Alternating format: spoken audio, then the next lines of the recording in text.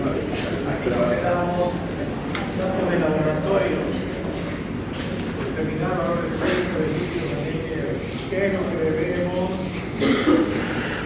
tratar de conocer el examen de sangre para hacer diagnóstico de cardiopatía isquémica, pensar en los factores de riesgo. Entonces tenemos que conocer cómo está el colesterol y los triglicéridos, precisamente si hay anemia o no hay anemia, y si hay diabetes, que es lo más frecuente. Después podemos ver cómo está el hígado, debido a las aminasas, por ejemplo. El electrocardiograma con esfuerzo es un medio de diagnóstico. Dijimos cuando hablamos de exámenes complementarios que el test de esfuerzo se usa principalmente para diagnósticos de cardiopatía isquémica. En esos casos donde hay una angina de pecho que se produce con algún factor que actúa como gatillo, ejemplo, el esfuerzo, la emoción. Porque cuando hacemos un electro de reposo en esos pacientes generalmente es normal. O sea, hay que hacer un test de esfuerzo para tratar de que aparezca o algún trastorno electrocardiográfico o algún síntoma de la paciente o del paciente, como disnea, dolor de pecho, falta de aire, mareo, palpitación. Entonces, el test de esfuerzo en estos casos, la angina de pecho estable, es un procedimiento que se puede hacer. Es no invasivo y evaluar para pacientes, evaluar la evaluación de pacientes con angina. Se manifiesta con dolor torácico típico de presión del segmento CT, y esta prueba se combina con electrocardiografía o gammagrafía. Se hace el test de esfuerzo, pero también al mismo tiempo se puede, durante el esfuerzo, colocar al paciente en una camilla y hacer un examen de ecocardiografía para ver el movimiento de las paredes del corazón. Si hay cardiopatía isquémica en algún lugar de la pared, esa zona va a disminuir su contracción, su movimiento.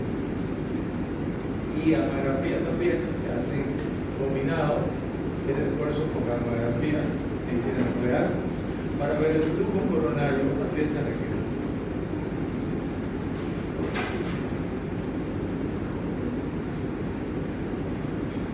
Vasoespasmo y angina coronaria con arteriografía de coronaria normal. Llega a producirse espontáneamente espasmos de las grandes arterias coronarias que disminuyen el flujo coronario o ser inducido por exposición al frío extrafuncional, vasoconstrictores como en forma de quiere decir de que hay situaciones donde los vasos grandes, como los coronarios, pueden sufrir un espasmo, se contrae y permanece esa contracción durante un tiempo, el músculo liso en el sitio. Y esto va a ocasionar un trastorno isquémico en el miocardio. Y estos factores serían el frío, el estrés emocional, como vasoconstrictores o fármacos derivados de protección del centeno. ¿Cuáles son esos fármacos derivados de protección del centeno? Beta bloqueante. ¿Cuáles son los derivados de protección del centeno? Beta bloqueante. ¿Cuál? Beta bloqueante. ¿Cuál es la pregunta? La ¿Cuáles son? dihidroergocortina, dihidroergocornina y dihidroergo También.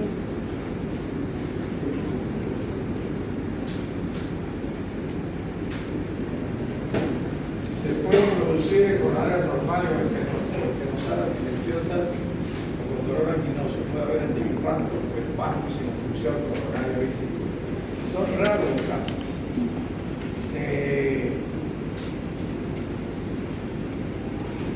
describe el caso de un joven de unos 25 años que tuvo un infarto por espasmo, porque se enojó tanto que su padre no le compró un auto.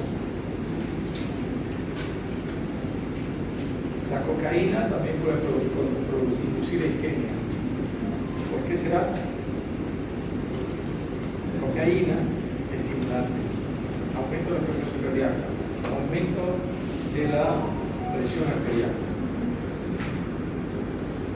causando vasoconstricción de la arteria coronaria, aumentando los requerimientos de energía del miocardio. Por esas dos causas y o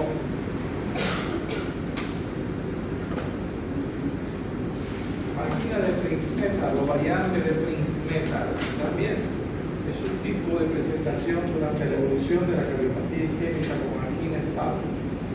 Es un síndrome clínico donde se produce dolor torácico sin los factores precipitantes ordinarios.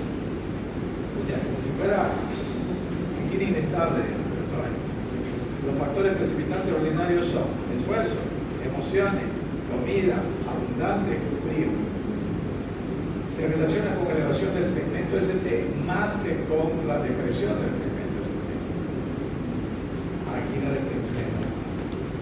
Y con frecuencia afecta a mujeres menores de 50 años. ¿Por qué indica menores de 50 años? Porque la mujer en general a esa edad es poco probable que tenga cardiopatía isquémica. Digo yo, menor proporción de mujeres enfermas de esa edad. Todavía hasta cierto punto está protegida por la norma femenina. Se produce característicamente en las primeras horas de la mañana despertando a las pacientes. Característico de la angina inestable. No se la toma despertando. Tiende a afectar la arteria coronaria derecha y a relacionarse con arritmia y otros defectos de la conducción. Afecta más a la coronaria derecha. Y se acabó. ¿Alguna pregunta? Por todos los medicamentos que nombró pareja. Son los que tienen los profesores de síntesis son los que tienen lo que se usa para la migraña. Porque hay vasodilatación de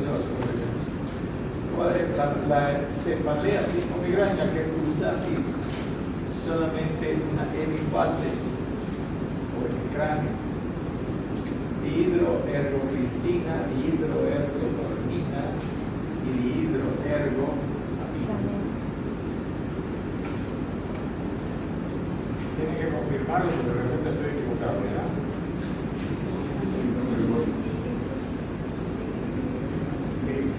Cristina.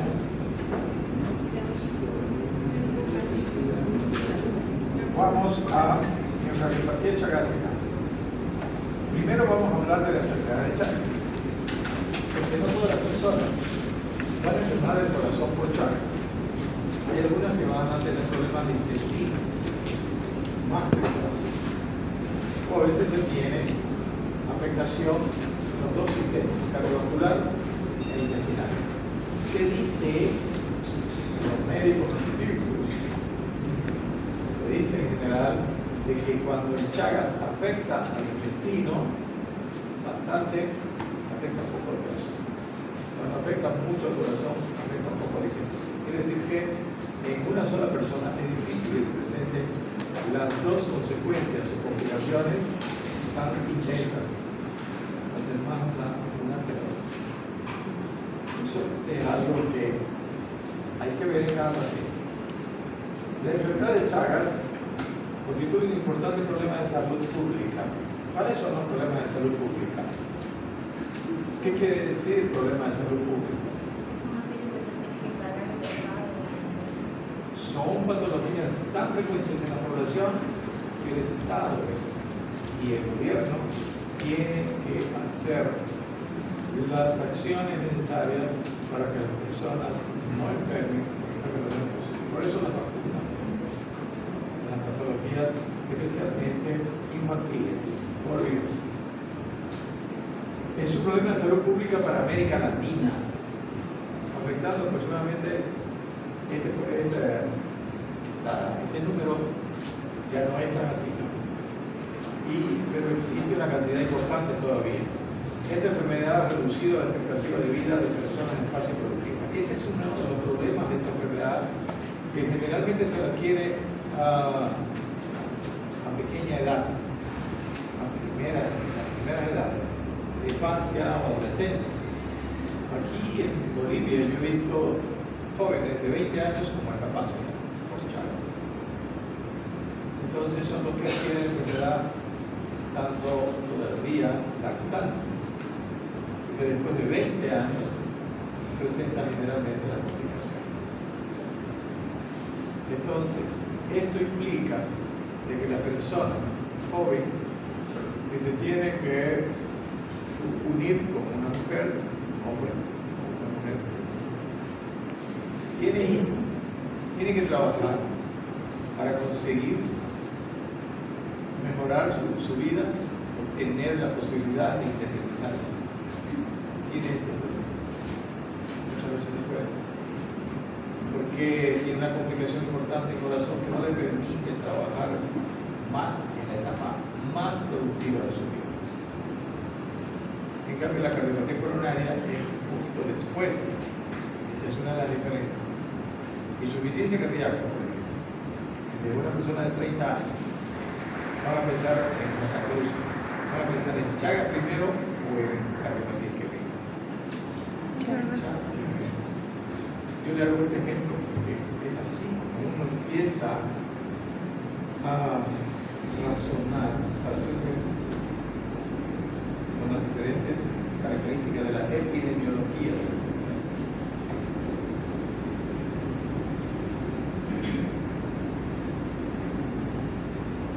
La enfermedad de Chagas o tripanosomiasis sudamericana de tripanosomiasis es causada por el Trypanosoma cruzi.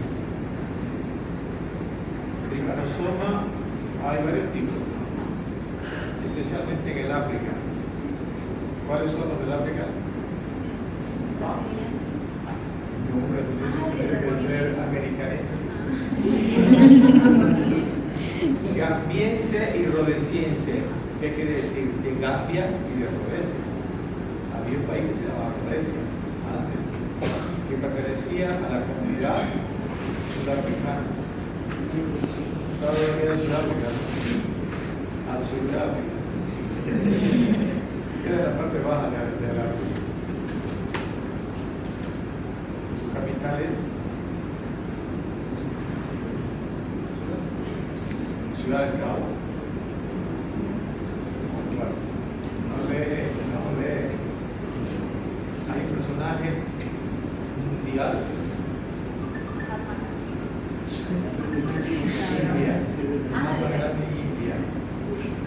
El personaje Nelson Mandela, porque ahí fue el peor lugar para el apartheid, la discriminación racial. Y él estuvo más de 20 años preso y salió y fue presidente. Bueno, para que se recuerde que cuando hablamos de Chagas hablamos de Mandela. Es una parasitosis causada por un protozoo flagelado, Trypanosoma cruzi. Es endémica de América Latina, del norte de México hasta el sur de Argentina y Chile. ¿Qué quiere decir endémica? Que solo en esa zona. Quiere decir que permanentemente en Chagas. Epidémica o hay brotes importantes. Endémica, permanentemente.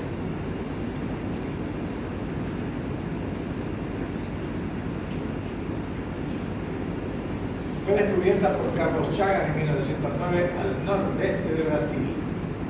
Por eso se llama Chagas. Carlos Chagas. También algunos le llaman Chagas Massa, porque un argentino que era Massa tuvo alguna cosa que ver también. Enfermedad de Chagas. Clásicamente considerada enfermedad típica del área rural de América Latina. Se la consideraba antes que era solo del campo. Pero la gente del campo, la evolución de la economía, principalmente, ha migrado del campo a la ciudad. En Bolivia, las ciudades han aumentado en población. Entonces la gente del campo ha migrado a la ciudad por muchas razones. Mejores condiciones de vida, en el sentido de que los servicios son mejores, agua potable, salud, educación.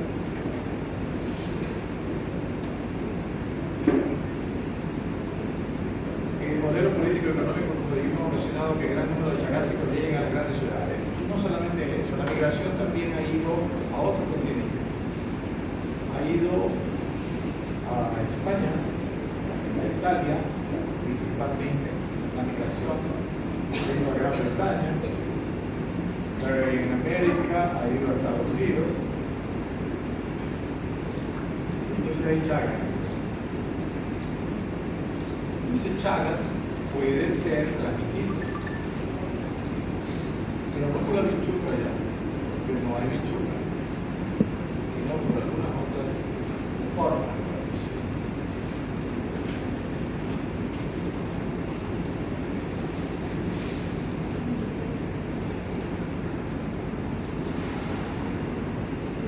La Chagas es una enfermedad aguda que se cronifica. La fase aguda generalmente pasa desapercibida en la mayoría de los casos. Puede ser que en algunos mensajes se observe sintomatología común a cualquier frío, a cualquier situación común de trastorno de la salud. La forma aguda presenta fiebre, edema palpebral y general, polineopatía, hepatomegalia, anemia y nódulos subcutaneos. Quiere decir que hay una reacción inmunológica, una reacción contra el parásito, el sistema inmunológico.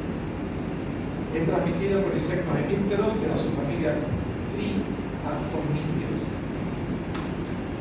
¿Cuáles son los insectos hemípteros? La bichuca. Bolivia le llamaron bichuca. En Brasil se le llama barbero. Barbero. Le dicen barbero. Esta bichuca hay de 3 tipos. Por eso algunas personas creen de que se le considera de 3 tipos porque tienen alguna diferencia. Y que hay alguna que es la única que tiene Chagas. No es cierto. La que pica a un paciente, Chagas como un animal tiene Chagas, seguro que va a llevar hacia su intestino un parásito. Y ese parásito, cuando ella pica, extrae sangre, se da la vuelta, le pesca en el lugar donde pica, entonces sale el hiperosoma. Y como tiene movimiento, porque tiene flagelo, cola, se mete en forma dinámica, se mueve, se mete por ahí, por esa solución de continuidad que hay en la piel. Peor si uno se rasca, porque a veces le pica. Y generalmente es cuando uno está dormido. Y por eso pica en los lugares que están descubiertos. Los brazos y la cara. ¿Y por qué? Generalmente antes era, o sea, la zona chagásica en Bolivia, los valles de Bolivia, Cruceño, Chapulpino, Chuquisaquete. Entonces con el Chaco también hay Chagas. Y el único lugar alto donde hay Chagas es Potosí. Hay una zona de Potosí donde la bichuca alguien la llevó y ahí se quedó. Entonces, esta bichuca pica, da la vuelta de 3 pisos y la persona no se da cuenta. Por suerte, en los valles hace un poquito de frío y la gente se tapa. Pero acá, que también hay Chagas cerca de Santa Cruz de la ciudad, había bichuca. En mi casa, donde mi abuela, a 50 kilómetros de aquí, para mí era natural, unas 2 o 3 veces, sacar los colchones y la parrilla llena de bichuca.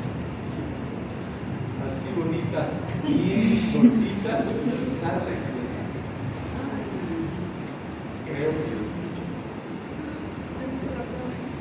me hice recién cuando hace unos 3 años y salió positivo. Bueno, entonces, esta es la bichuca. Hay diferentes, esa es la forma más común fuera de transmisión de la enfermedad. Vamos a ver si ahorita hablamos de eso. Entonces, la forma aguda casi no se la detecta. pasa desapercibida. Su idea fuera que volviera a algún lugar. Bueno, para que se investigue. Pasa desapercibida. Pero hay un signo de Romaña. Sí, ese es el signo de Romaña, es pura maña. El signo de Romaña inicialmente se pensó que era realmente un signo patognomónico para detectar Chagas. Pero no es así. Porque el signo de Romaña solamente aparece cuando la bichuca pica alrededor del ojo, de la cara. Ahí sí se inflama esa zona. Pero sí que en otros lados no pasa. Es una reacción local. El signo de Romaña no sirve. Los charomas, pero ya son ya la etapa. Es transmitida entonces por el sexto mamífero de los tornídeos. El hombre se contagia a partir de los insectos peotomídeos, de la cual hay varias clases dependiendo de la región geográfica. Durante el acto de la picadura, el teatoma, la bichunga del femenina, con las heces, las instalaciones infectantes, estos atraviesan la piel a través de la herida.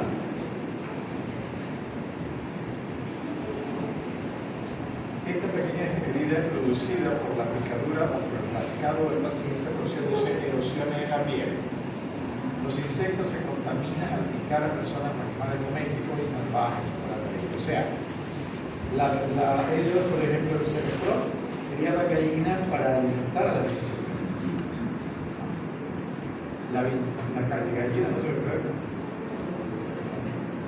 Animales domésticos pueden tener Chagas y no se sabe si se enferman. No se ha hecho estudios importantes, pero no se enferman. El Trypanosoma cruzi mide de 7 a 20 micras de diámetro, pero varía de acuerdo a sus diferentes formas geológicas. Entonces, el Trypanosoma se va modificando de acuerdo al lugar donde esté. En la persona se vuelven más pequeños y deja a un lado el flagelo o la cola y se mete en la célula. Es intracelular. Disminuye su tamaño. Hay una clasificación que termina en mastigote, tricomastigote, el Trypanosoma es tricomastigote y el que está dentro es amastigote. Bueno, antes de ir más adelante, vamos a ver las diferentes formas de transmisión. Primero, por la picadura. Segundo, hay una transmisión durante el parto de la madre al niño. Por eso es que la persona embarazada que tiene Chagas, hay que hacerle, después del parto, hay que hacerle un estudio al niño sacando sangre del cordón umbilical después de cortado. Se saca sangre y se hace el estudio de que se hace para el Chagas. Dos formas principales más frecuentes.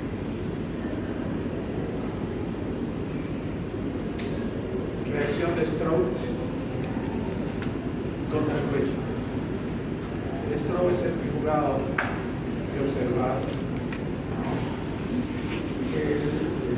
lo que queda en el fondo. Y la respuesta puede sacar una gota de sangre directamente al portaobjetos y mirarlo directamente. Diagnóstico Chagas. Segunda forma de transmisión. Tercera. Transfusión de sangre. Ahora se controla bastante, pero todavía fuerte. Cuarta forma de transmisión. Trasplante de órganos. Quinta forma de transmisión, que hasta hace unos 4 años se la consideraba todavía que no la quería. Bioral. Algunos alimentos podían tener retraso. Ah, el açaí, creo. Ahora se dice que el açaí que viene de Brasil, tiene, no sé hasta qué punto, yo no quiero decirle que no coman azaí, pero yo no lo como por precaución. Jugo de caña también. Jugo de caña, no sé eso. Dicen, Viste que estaban adentro de la caña y la gente lo mete nomás ahí, la chica ya queda dividida, ya apretada. pero ojalá que se muera y que se aplasta. Entonces esas son las formas de transmisión.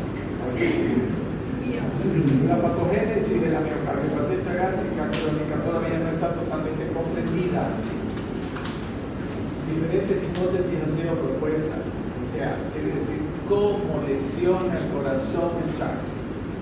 ¿Por qué lo lesiona? ¿Qué es lo que pasa? Estas son las diferentes hipótesis. Uno, lesión directa del tejido por el que pasó. Lesión directa quiere decir traumática. Dos, teoría neurogénica, ataca al sistema nervioso. Tres, y en el intestino también, reacciones inmunológicas antimiocardio. Quiere decir que el organismo reacciona contra el propio organismo. Y cuatro, enfermedad microvascular, lesión o inflamación de los capilares.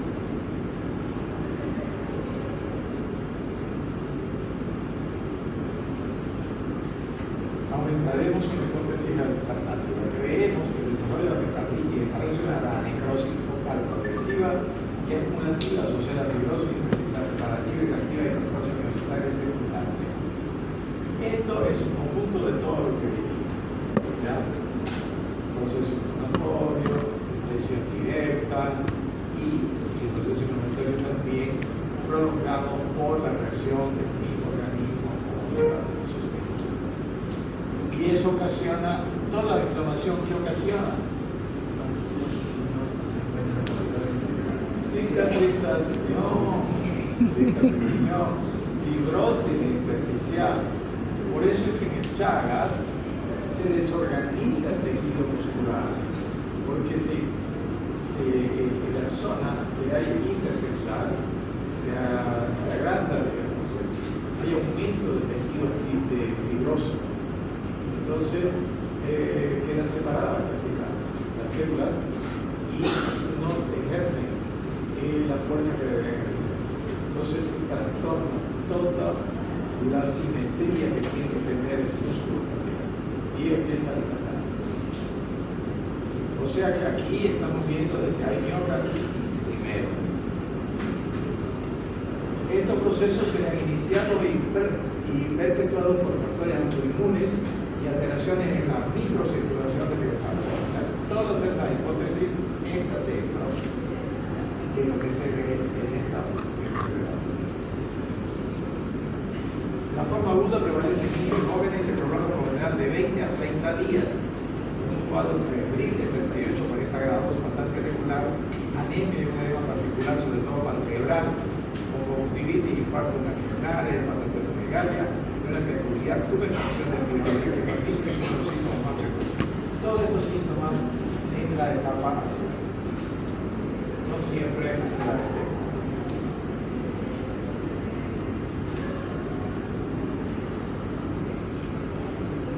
Ya en la fase aguda el corazón puede estar intensamente afectado, con miocarditis, apareciendo disnea. Se comprueba a veces dilatación ventricular con trastornos electrocardiográficos, bloqueo y alteraciones de la onda T, como si fuera isquemia. En algunos enfermos aparecen también manifestaciones meningoencefalíticas.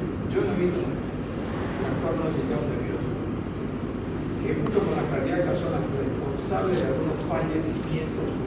Forma crónica. En ocasiones la enfermedad tiene un curso prolongado, especialmente en los adultos.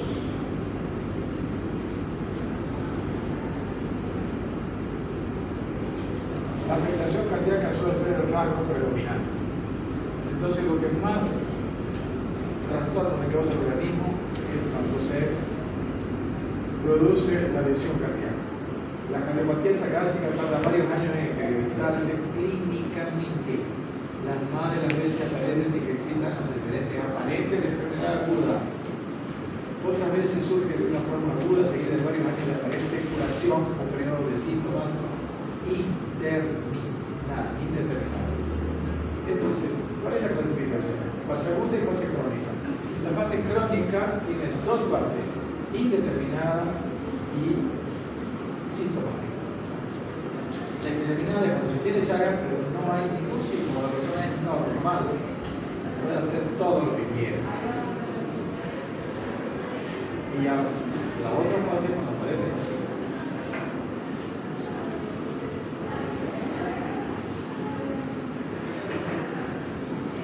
Es la causa más común de asistolia y muerte cardíaca en la zona endémica de Sudamérica. ¿Cómo muere un chagásico con cardiopatía importante crónica? Asistolia o por insuficiencia cardíaca. ¿Qué es la asistolia?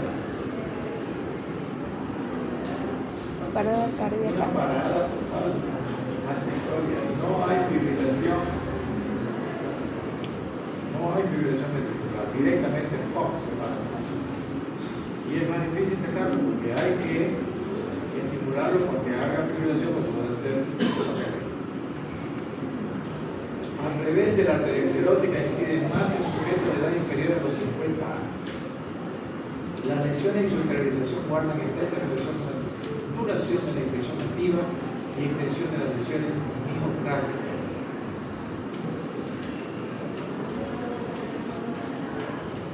Radiológicamente se comprueba marcado agrandamiento del área cardíaca, cardiomegalia, siempre tiende a haber cardiomegalia. No es decepcional la muerte súbita, o sea, es lo más frecuente.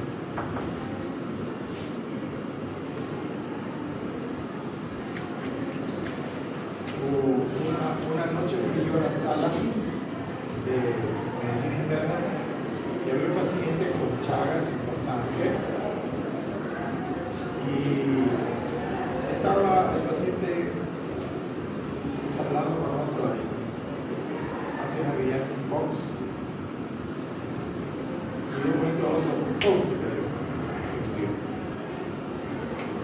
Y después doy un amigo que le dijo: el paciente tenía dolor de cabeza y ellos habían leído que algunos dolores de cabeza mejoran dándole propanolol. Le dieron propanolol. Y a un paciente le hace como gradiatritis. ¿Será que fue eso?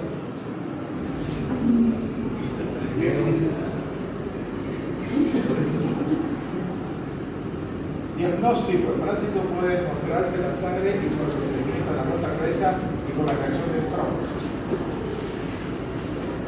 El llamado senodiagnóstico. ¿Han escuchado hablar de senodiagnóstico? Es importante comentarlo, antes más que ahora, porque se pensaba que con el senodiagnóstico se hacía realmente el diagnóstico de la enfermedad. Entonces, el senodiagnóstico se usa solamente para hacer investigación. Porque ¿de qué se trata el senodiagnóstico? Se trata de criar ninfas, hijas de chucas que no tienen enfermedad y colocarlas en la parte interna del brazo, 1 o 2 camas en cada brazo, 40 ninfas, y dejarlo un tiempo y ellas sacan sangre. Y después hay que ver en el microscopio todas las heces fecales de estas ninfas para ver si las tienen. Entonces, la gente pensaba cuando se hacía ese examen de que si no tenía, ninguna de las ninfas tenía parásito, ya estaba curado. Es decir, en el Chagas crónico, los parásitos que están circulando son raros. ¿Por qué? Porque los parásitos en el tejido forman microquistes, por ejemplo en el corazón.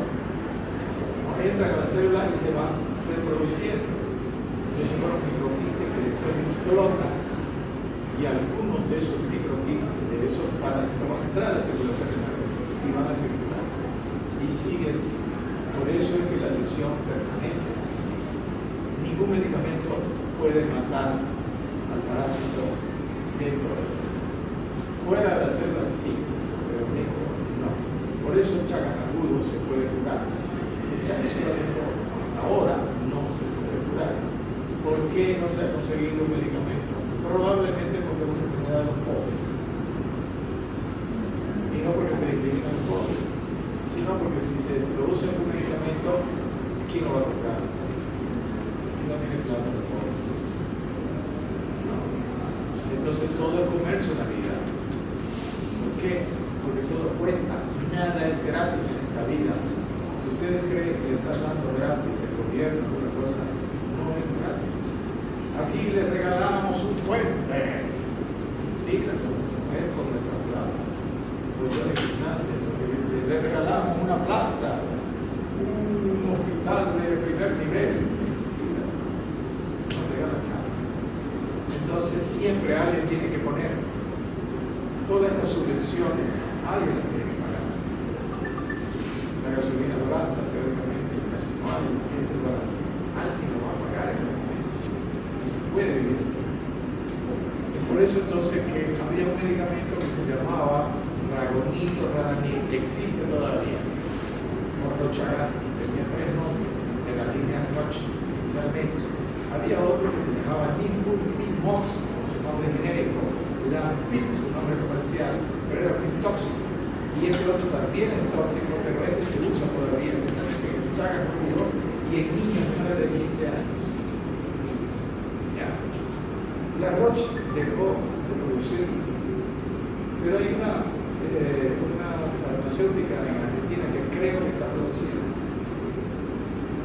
La gente dice, doctor, ¿y qué me va a dar el tratamiento contra el Chagas? No hay un tratamiento, pero se puede tratar, se puede. La persona quiere tratarse, está bien, yo le hago tratamiento.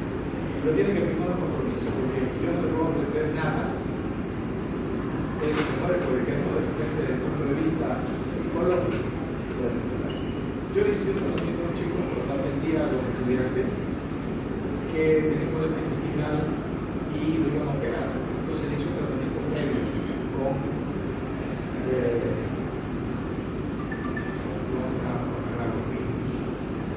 el problema también de la terapia es que es tóxico.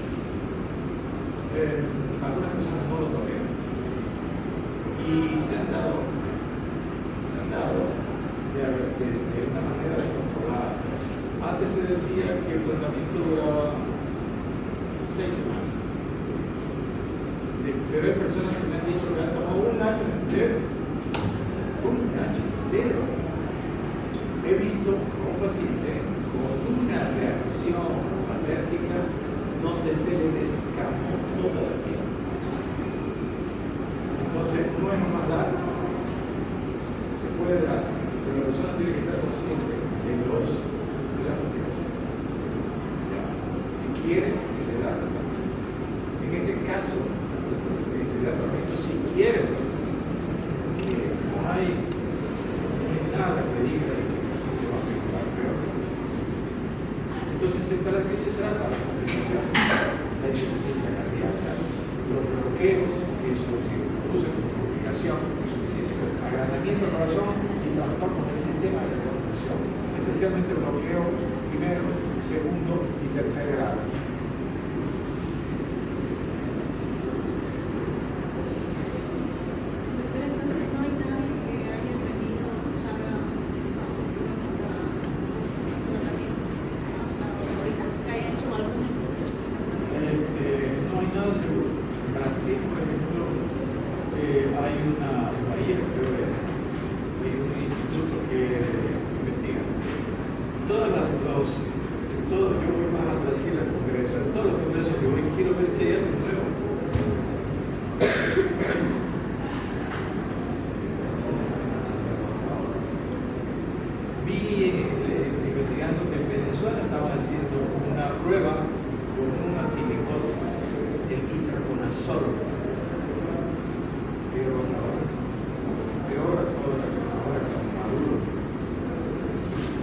¿Cómo se diagnostica la enfermedad de Chagas crónica? Con serología. ¿Por qué serología? Porque ya hay anticuerpos. ¿Cuáles son las reacciones que se utilizan para el diagnóstico de Chagas crónica? 3 reacciones. Hemaglutinación indirecta para Chagas,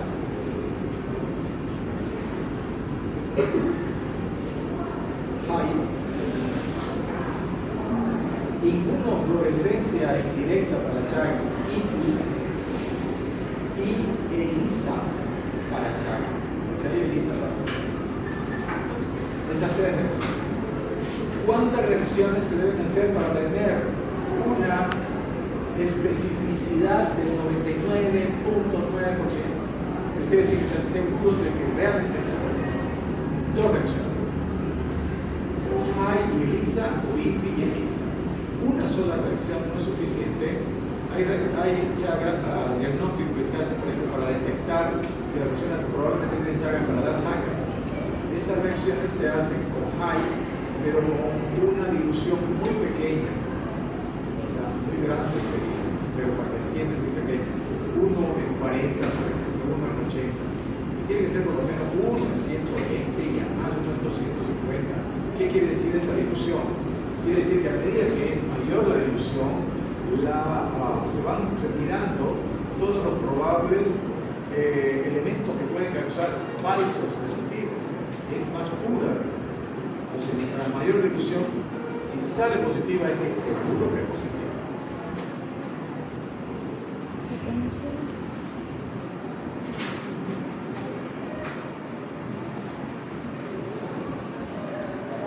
Es efectivo en los casos agudos, en especial en niños. No actúa en los casos crónicos. Solo se tratan las complicaciones, ya sea la insuficiencia cardíaca o de los trastornos de la autofunción. En nuestro medio se usa el pexnidazol de 100 miligramos, 5 a 7 miligramos, kilopesos cada 6 semanas. Eso está desfasado. Su nombre genérico es el pexnidazol. Su nombre comercial, Chagas, viene en tableta de 100 miligramos. Se da 5 a 7 miligramos kilopesos. Ahora se aconseja que sean 8 semanas, 2 meses de trabajo. Y se hace, y yo creo que eso es excelente, un inicio de tratamiento progresivo hasta el quinto día. Primer día, medio comprimido después del desayuno. Ejemplo, 60 kilos por 5 miligramos. 300 tiene que tomar por día. 300 miligramos. Lo divido. Media tableta en la mañana el primer día. Segundo día, no hay nada. Media en la mañana, media en la tarde. Una tableta. Tercer día, 1 en la mañana, media en la tarde. Cuarto día, 1 y 1, 2 tabletas al día. Quinto día, 1 y media en la mañana, 1 y media en la tarde. 3 tabletas. 300 miligramos por día durante 8 semanas. Ese es el tratamiento actual que se propone. ¿Qué más podríamos hablar de Chagas? Afecta al intestino también, produce lesiones en los plexos de Meissner y Auerbach. Entonces, ¿qué produce? Un total descontrol del tejido. Porque lo que le da el movimiento y la capacidad de hacer su función es el nervio, son los nervios. Es como un músculo. Entonces, el colon principalmente, porque afecta más al colon y al esófago, produciendo acalasia del esófago, se dilata y se alarga. Tólico megacolon. Muy bien, ¿alguna pregunta? Para que veamos los exámenes. Tratamiento entonces de la insuficiencia cardíaca, ya ustedes saben, si hay bradiarritmia no le van a dar digoxina ni le van a dar desbloqueador. Diuréticos, vasodilatadores. Bloqueos, cuando los bloqueos son importantes, cuando hay mareos, cuando hay síncope, marca paso. Bloqueo de tercer grado, bloqueo de segundo grado, 2 para 1, FIB. Antiagregantes plaquetarios, aspirina. ¿Alguna pregunta? ¿Quién quiere, el que quiere ver su examen se quiere